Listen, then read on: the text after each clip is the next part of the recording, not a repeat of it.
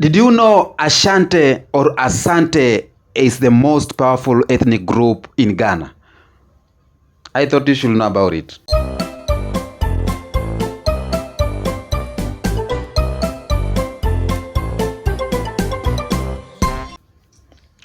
Welcome back to my YouTube channel. I am the Kenyan Beast. Let's roll the African way. So in today's video, I'm gonna talk about I'm gonna react about this UK government brought back the stolen goods or stolen items that they stole from Ghana for over 150 years. Returned artifacts that were returned to Ghana is a gold peace pipe, a sword of state, a golden badge worn by officials charged with cleansing the soul of the king, and a Ashanti crown, you know.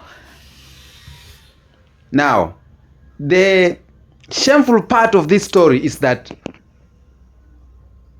the artifacts or the golds were brought back to Ghana not for good, but they were loaned back to Ghana for 6 years, and then they will be taken back to the UK government. Let's watch this video and then we come back again. We are displaying this for you to see that the items that were stolen, looted in 1874, not all of them has returned, but that what we have here still embodies the soul of Ashanti. And I believe within the period that they are being displayed here, you make an effort, everybody, to come in and visit to see it yourselves. These treasures, once looted by British forces in 1874, have rightfully found their way back to the Mansion Palace Museum through a collaborative effort between our institutions. There is anger. People look at it in colonial terms. Looting of items, precious items belonging to people, items that they don't easily forget. Gold from the royal court of the Ashanti Kingdom, which was once one of Africa's most powerful states. These objects and many more were looted by British troops in the Ashanti capital Kumasi in 1874 during the Third Anglo-Ashanti War. Sold at auction then, now they're going back to Ghana for the first time in 150 years, to Kumasi's Mencha Palace Museum in a landmark loan deal with the Victoria and Albert and the British Museum. They enter the South Kensington Museum and they're put on display, and they're displayed both as a work of incredible West African goldsmithery, but also as a sort of, sign of British imperial and colonial power. 17 V&A items are returning, including a peace pipe used by Ashanti kings, the Asantehene, and heavy cast gold badges worn by courtiers tasked with cleansing the king's soul. The agreement is not with the Ghanaian government, but with Otumfo Osei Tutu II, the current Asantehene, who once worked for Brent Council, monarch for a people whose history is steeped in gold and wealth. The deal's chief negotiator is Ivor Ajimandia. There's so much interest in these items. These were objects that were created by the royal artisans for all sorts of ceremonial reasons. Is the fact that you're taking them on loan a problem? It's not really a problem. At least these objects will be home. The British Museum is also loaning 15 gold items, including a sword of state looted by British troops during the Anglo-Ashanti War of 1895-6. British law bans some national institutions, including the British Museum and the V&A, from permanently returning objects. In giving a piece back, you're also giving back a missing piece of history. Nana Ofriata Ayim is a special advisor to Ghana's culture minister. She welcomes the loan deals with the Ashanti king. The Ghanaian government could not have agreed to the terms. The metaphor is, someone comes into your home and steals something from your house, keeps it in their house, and then, X amount of years later comes and says, I'm going to lend you your thing back. I mean, it doesn't make any sense. And so in that way, I think it's going to be deeply problematic for a lot of people. But because I've been working, with it, I know the kind of politics that surrounds it and also the kind of attachment to the idea of empire. Those objects with origins in war, in looting, in military campaigns, we have a responsibility to the country's origins to think about how we can share those more fairly today. And it doesn't seem to me that all of our museums will fall down if we build up these kind of partnerships and exchanges. Have you felt ashamed that these items are here? I don't feel ashamed they're here. I feel they're part of a history of British-Ghanaian interaction, some of which is around war, some of which is around slavery, some of which is an incredible creative Ghanaian diaspora in the UK today. Welcome back. Now, I call it shameful. This is so shameful.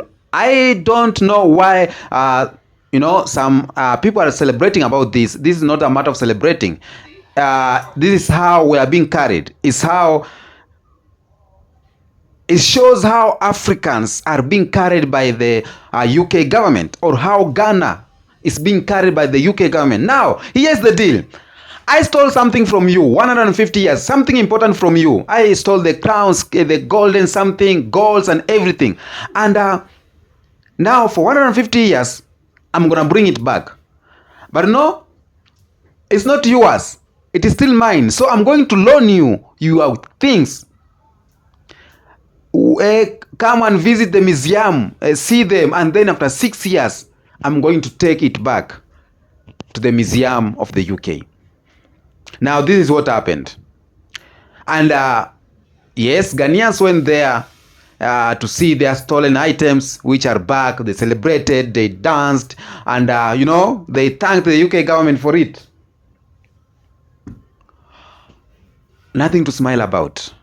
There is nothing to smile about that. Because if it's my things and you want to return them back, bring them back.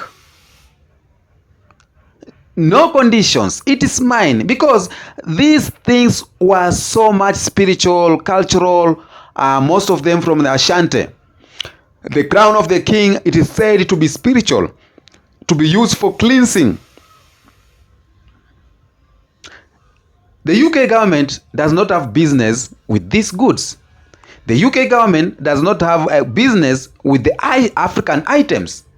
So if you want peace to reign, or if you want to say that we are in good terms, if you want to bring the relationship, if you want to heal the scars that are in our hearts, if you want to heal us to forget what you did to our ancestors, now bring back the items to us. But I know why the UK are just loaning to them. It's because when they take back all the items they stole from Africa, their museum will have nothing, because they have nothing to show about. The history they have in their museum is the history of torture and castrating and dealing and killing Africans. That is the history they have. The history that the British government have is for torturing Africans, oppressing Africans, colonizing Africans. That is the history they have. They are enjoying the history. When they see that gold and they see that gold chains and beads in their museums, they are so happy, filled with happy in their soul. Wow, we stole this. Our soldiers did this. Now they are teaching their young ones, they are teaching their children that we are power, we are superpower, we are the conqueror, because this gold you see here, we stole it from Ghana. This gold you see here, it is Ghanaian property, but we are the one who have it in our country. It is a history that will continue from time to time. And us, Africans, the Ghanaians people, the history they have, it is only scars. Going to their museum, seeing that the Ashanti Empire, there's missing a stool of the king, there's missing a golden crown of the king, there's missing golden sword. Scars after scars. And that's why the UK will still be powerful over Africans. Because if you loan me my goods, you have stolen my phone, and then you are bringing it to me to use it for 2 days, then I will return. Then I'm there shouting, dancing, yo, olelo, yo, yo, olelo, yo, yo, because I'm happy. The UK have brought back my items, you have brought back my phone. Are we good upstairs? Are we normal? Are we normal?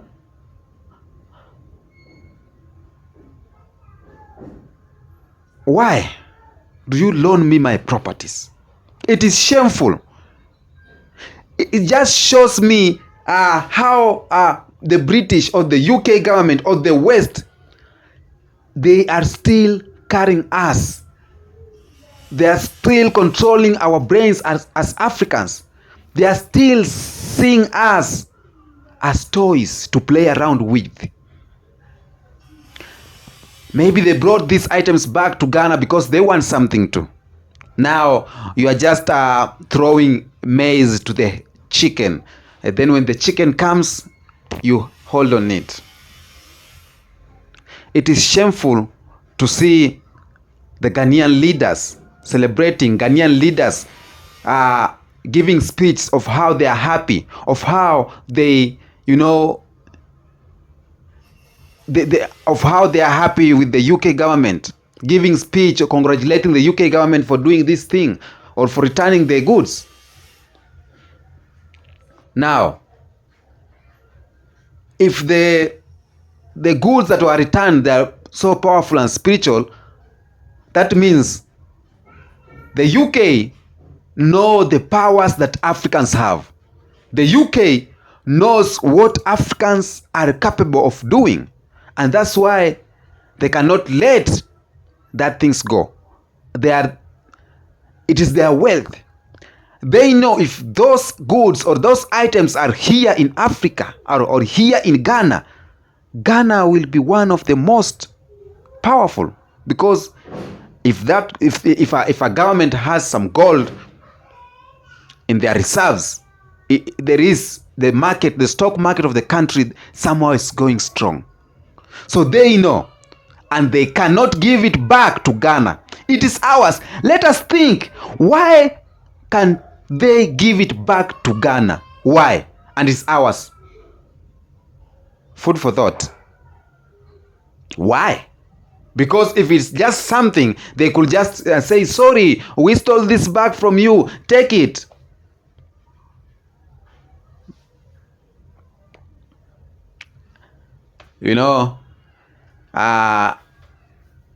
The children of the British people, now maybe they are asking, hey Papa, where do you get this gold? I was given to me. Okay, how was it given to you? No, they call me and say, hey, come take this, give it to me. Because they can't say they stole. But I think this is what they are teaching their children, that we are the superpower, we are the conqueror, the black people are just something but nobody. That's what they are teaching them. And here in Africa, we are busy teaching our children how great the West are, how great they are by giving us loans, taking care of us, instead of teaching our children how powerful we are as Africans, how we can change things. Let me not continue before I spoil things here. So tell me what you think of the comment section about this story. Ghana items was brought back, the Ashanti crown was brought back, and the Ghanaians are happy. Some Africans are happy, but some of them who knows the truth knows this is just mere bullshit. But tell me in the comment section, what do you think about this one? And then peace be with you. Let's meet on the next episode. I am the Kenyan Beast. We are doing it the African way.